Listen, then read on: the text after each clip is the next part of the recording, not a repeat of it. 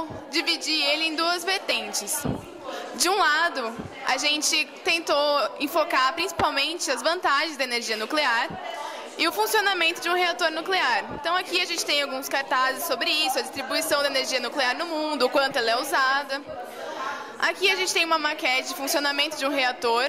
A gente se baseou no reator de Fukushima para poder construir, para poder também atualizar o assunto, já que a gente acabou de ter o acidente em Fukushima. E aqui a gente tentou construir uma linha do tempo com os 10 piores acidentes nucleares da história. A gente tem acidentes como o de 3 Mile Island, que aconteceu em 79, foi o pior nos Estados Unidos. Tiveram mais alguns ao longo dos anos, até chegar ao pior de todos, que foi o de Chernobyl, que é o que a gente vai enfocar na próxima parte do trabalho. Aqui eu tenho acidentes, o único acidente nuclear que teve no Brasil foi o do Césio 137, foi o mais grave que tivemos, embora não em usinas, mas mesmo assim o mais grave. Aqui tiveram mais alguns acidentes, no Japão principalmente, que é um país muito bem servido de acidentes nucleares. Aqui o único acidente que teve na França foi o da usina de Tricastin. E por último, o de 2011, 11 de março de 2011, que estourou o reator da usina de Fukushima, no Japão. A partir desse lado do trabalho, a gente começa a enfocar a história de Chernobyl. A gente trouxe aqui algumas fotos de crianças que foram comprometidas pela radiação. A gente tem aqui os níveis mais comprometedores de radiação. Chernobyl atingiu o nível 7, por sinal, que é o nível mais alto que um acidente pode chegar, em questão de força, de magnitude.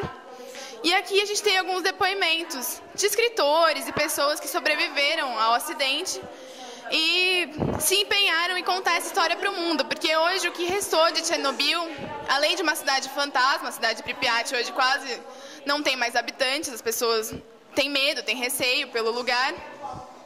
O que restou de Chernobyl é o esquecimento, as pessoas falam muito pouco disso e ela só vem à tona quando acontecem acidentes como o do Japão ou em aniversários do acidente. É muito raro as pessoas falarem disso, porque as informações também são muito vagas às vezes. Pouco se sabe sobre a questão. Aqui, para finalizar, a gente construiu uma maquete para ilustrar o brilho dos materiais radioativos, já que a maioria brilha muito. E a gente se inspirou principalmente na história do Césio 137, que foi o que aconteceu em Goiânia. Que justamente o Césio 137 chamou a atenção de operários por brilhar muito e causou toda a contaminação. Então, a energia maremotriz, ela se aproveita das marés. É a diferença entre a maré alta e a maré baixa. Essas boias captam essa diferença e a energia cinética produzida por essa diferença é mandada para o gerador, que transforma essa energia em energia elétrica e aí abastece a cidade. E essa tecnologia é usada apenas em Portugal, Inglaterra e França, por ser muito cara e ainda não é implantado no Brasil. Por ser muito recente a tecnologia. E nosso trabalho é sobre o haikai, que é a poesia japonesa.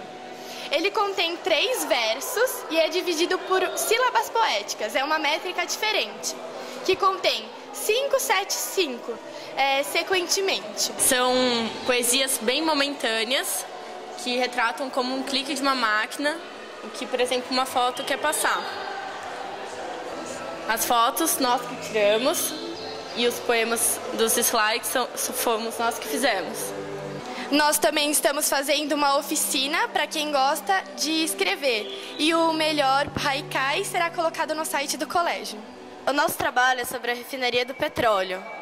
A gente está explicando o que a refinaria traz de mal para o meio ambiente e como ela funciona, um pouco como ela funciona. Aqui é uma refinaria de petróleo e aqui tem o armazenamento, o petróleo cru, a caldeira e a coluna de destilação. Na coluna de destilação ocorre todas as etapas do petróleo. Ela também polui a água, o ar, sem contar nos gases tóxicos, que podem acabar extinguindo a biota, que é o conjunto de ecossistemas que tem em torno da refinaria. E é muito prejudicial para as pessoas também que vivem em volta. Antes de qualquer coisa, eu gostaria de agradecer o André, porque estar na Web TV é um orgulho. Eu sei que é uma TV onde só aquelas coisas que enaltecem o nosso país, a nossa cidade, a nossa terra acontecem. E ser escolhida e ter o colégio escolhido para estar na Web TV é motivo de muito orgulho e de muita alegria. Muito obrigada, André, pela oportunidade. A Feira de Sustentabilidade do Colégio, também preciso agradecer por falar no final da feira, porque ela foi um sucesso e a gente pode já garantir isso para todo mundo. Eu e a Bel, que está aqui do meu lado, que é a nossa professora de Biologia, coordenadora da área de Ciências do Ensino Fundamental 1, levantamos o projeto e fomos atrás das ONGs, das OCIPs, das empresas, que muito contribuíram com os trabalhos que foram coordenados pela professora Isabel, pelos projetos dos alunos. Tivemos aqui pessoas da comunidade bragantina que ganham o seu sustento através do trabalho com os objetos retornáveis, com os produtos retornáveis, os patchworks, as garrafas PETs transformadas em tecido. Tivemos os alunos do segundo ano com as sacolas retornáveis. Projeto Curumim, que muito nos ajudou no convite, que teve o envelope todo feito na reciclagem de alho e de cebola. E outras coisas que aconteceram nessa feira, outros trabalhos que só a Bel poderá dizer melhor para vocês. Foi muito prazeroso. Foram trabalhos assim divulgados de informações que a gente pode colocar em prática no nosso dia a dia. Desde colocar o lixo certo no lugar certo, repensar se aquele lixo realmente é necessário, por exemplo, na compra da utilidade daquele produto, no uso dele, e se a gente pode reaproveitá-lo ele mesmo antes da nossa casa.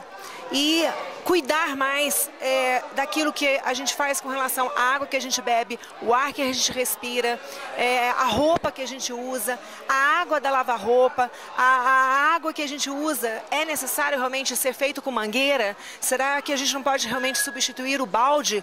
Coisa que torna-se prazerosa, porque afinal de contas o tempo que se usa para isso não é tão a mais, não é tão diferente do que usar uma mangueira.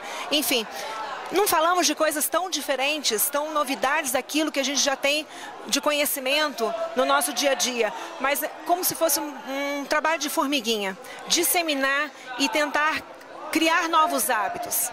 A gente trocar condicionamentos enraizados antigos por hábitos que, na verdade, são prazerosos, são gostosos de fazer e que sejam de cultura realmente para os nossos jovens, as nossas crianças que estão em formação.